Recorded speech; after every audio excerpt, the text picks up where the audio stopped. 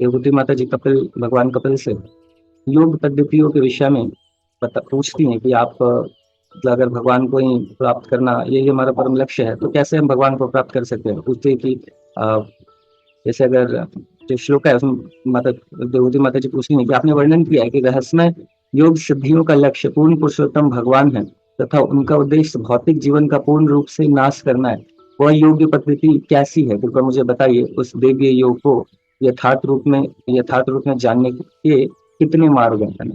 तो पटपट में श्रील प्रभुपाद जी इसको एक्सप्लेन करते हैं कि परम लक्ष्य को जानने का ऐसा तो 3 तरीके से हम जान सकते हैं। जो एब्सोल्यूट ट्रुथ है, एक तो निर्विशेष मतलब ब्रह्म ज्योति के रूप में भगवान को जान सकते हैं कि भगवान, जो ज्ञानी का स्तर होता है वो ये सोचते हैं कि हाँ, भगवान तो निराकार है ना, निर्गुण निराकार। जो योगी हैं वो भगवान को परमात्मा के रूप में जानते हैं, और जो भक्त है वो भगवान एज ए विग्रह के रूप में कि भगवान है, उनका शेप साइज सब है, तो उस रूप में जानते हैं। तो उसमें हम लोग डिस्कस कर रहे थे कि तीनों योग पद्धतियों में क्या डिफरेंस है। तो सबसे पहला ये डिफरेंस है कि अगर कंप्लीट अंडरस्टैंडिंग की बात करें तो कंप्लीट अंडरस्टैंडिंग सिर्फ भक्ति योग नहीं है। ऐसा नहीं है कि हम लोग भक्ति योग को प्रैक्टिस कर रहे हैं इसलिए मैं ऐसा बोल रहा हूँ। तो भगवान भगवत गीता में 18वें अध्याय में बताते हैं ना कि मेरे जो भक्त है वह भक्ति भी जानती, मुझे मेरे सिर्फ भक्त ही कंप्लीटली समझ सकते हैं, बाकी लोग के लिए मुझे कंप्लीटली समझना संभव नहीं है। तो भगवान खुद इस बात को बता रहे थे। ऐसे तो बहुत सारी योग पद्धतियां है ना, लेकिन भक्ति योग के बिना भगवान की कंप्लीट अंडरस्टैंडिंग संभव नहीं है ना। जैसे कि श्रील प्रभुपाद जी बताते हैं कि अगर कोई पहाड़ को बहुत दूर से देख रहा है तो उसको सिर्फ ग्रीन ग्रीन दिखेगा ना, तो उसको लगेगा अच्छा ठीक है यही पहाड़ है ना। थोड़ा और पास में जाके देखेगा तो उसको कुछ कुछ घर वर भी दिखाई देगा, कुछ सिर्फ ग्रीन ही नहीं दिखाई देगा, और भी कई चीजें दिखाई देंगी ये वो पास से जाएगा तो। लेकिन जब पहाड़ के ऊपर जाएगा तो देखेगा कि अरे यहाँ पे तो बहुत सारे नाले भी बने हुए हैं, लोग भी हैं, और भी बहुत कुछ है ना। तो इस तरीके से तो जितना जो पास है उतना डिटेल्ड इंफॉर्मेशन मिल पाएगा। जो जितना पास जाता है, पहाड़ के भी पास जाएगा तो पहाड़ के विषय में इंफॉर्मेशन मिलेगा, और भगवान के जितना पास जाएगा तो उतना इंफॉर्मेशन मिलेगा। तो भक्ति योग में व्यक्ति को पता होता है कि भगवान पर ब्रह्म के रूप में हर जगह तो विद्यमान है, बट साथ साथ परमात्मा के रूप में हर किसी के हृदय में भी है, और भगवान के रूप में अपने धाम में भी रहते हैं, और विग्रह के रूप में भी हैं, जो हम बोलते हैं कि मंदिर में भी भगवान प्रकट हैं। तो ऐसा ये सारी चीजें हैं। तो पहला तो ये बात है। दूसरा ये था कि अगर हम कोई व्यक्ति परम ब्रह्म को के लेवल तक जाता है, भगवान को निर्गुण और निराकार रूप में अगर समझता है, तरह से यहाँ पे निर्गुण वर्ड भी कहने का यही है कि भगवान, इसका तो ये नहीं कि भगवान का कोई गुण नहीं है। निर्गुण वर्ड हमने कई बार इस बात को समझा है कि निर्गुण मतलब भगवान तीनों गुणों से परे है, सतोगुण रजोगुण तमोगुण से भगवान ये शुद्ध शतोगुण में है। तो ये ट्रांसडेंटल है तीनों गुणों का। ये 3 गुण भौतिक गुणों के विषय में बात होती है। तो अगर भगवान को निर्गुण बोल रहा है, इसका मतलब ये नहीं है कि भगवान के अंदर कोई गुण नहीं है। मतलब नॉर्मली व्यक्ति ऐसा सोचता है कि अच्छा भगवान तो निराकार है तो कोई गुण ही नहीं होगा ना उनके अंदर, इसीलिए शास्त्रों में भगवान को निर्गुण बोला गया। पर सोचिए सच में कितना ये मिसकंसेप्शन है ना, कि इसका तो ये नहीं है कि भगवान के अंदर कोई गुण नहीं है। इसका तो यही है कि भगवान को ये जो भौतिक कलमश है, ये भौतिक जो 3 गुण है उनसे पड़े, मटेरियल मोड्स ऑफ नेचर से पड़े। लेकिन बेचारे इस बात को सुन के भगवान को मतलब निर्गुण बना देते कि भगवान के अंदर कोई गुण ही नहीं है, क्योंकि भगवान कोई शेप साइज नहीं है। तो ये है। दूसरा हमने देखा कि जो अगर हम बाकी योग को जैसे कोई पर ब्रह्म को ही सोचता है कि यही सब कुछ है, तो ज्यादा से ज्यादा कहाँ जा सकता है? ब्रह्म ज्योति तक जा सकता है। बट वहां से भी फॉल डाउन संभव है, क्योंकि वहां पे आनंद नहीं है, आनंद भगवान की सेवा में ही है।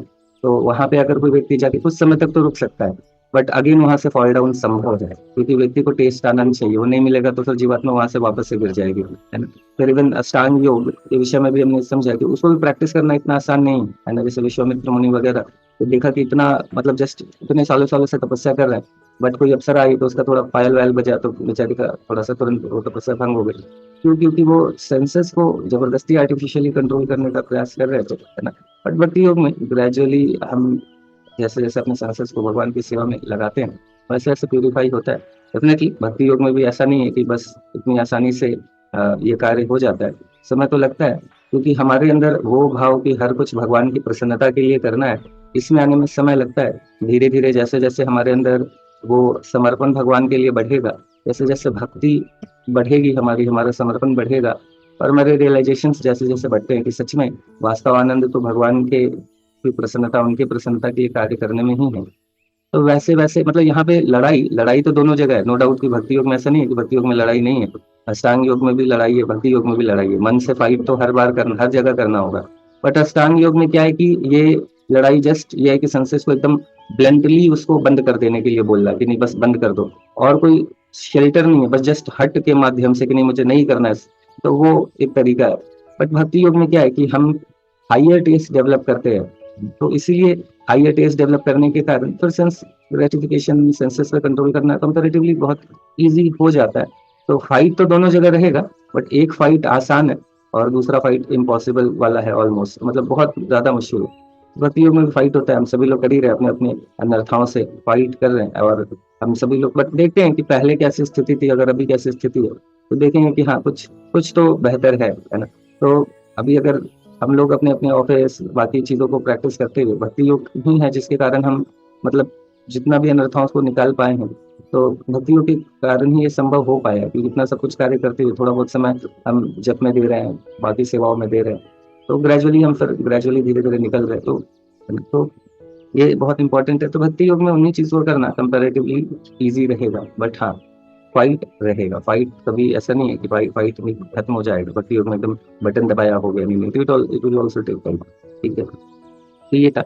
और तीसरा ये है कि विदाउट भक्ति योग हम बाकी योगों को भी बहुत अच्छे से प्रैक्टिस नहीं कर सकते।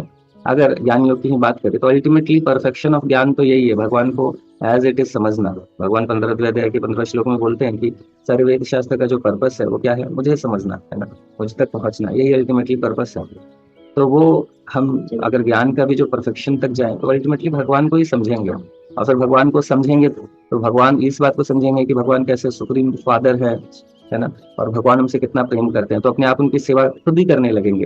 तो ज्ञान का भी परफेक्शन अगर पहुंचेगा व्यक्ति, तो यही समझेगा कि भगवान हमसे कितना प्रेम करते हैं, भगवान कितने दयालु हैं, भगवान कितना हमारा भगवान के साथ शाश्वत संबंध है, तो ऑटोमेटिकली वो भक्ति योग तक पहुंच जाएगा, है ना।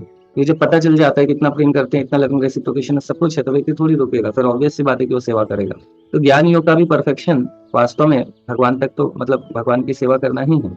तो योगा लैडर है बेसिकली सारे कुछ, बट अल्टीमेटली ये सारे योग पद्धति तो भगवान में ही जाके एंड होती है, जैसे कि मतलब भक्ति योग पे ही एंड होती है। जैसे अगर हम लोग कर्म योग की भी बात करें तो उसमें भी हमने डिस्कस करा कि संभव नहीं है ना कर्म योग करना अगर भगवान के साथ वो रियलाइजेशन ही नहीं है। भगवान हमारे सुप्रीम फादर है ना, ही इज आवर सुहृदम, सुप्रीम हमारे वेल विशर है, सुप्रीम कंट्रोलर है, सुप्रीम एंजॉयर है।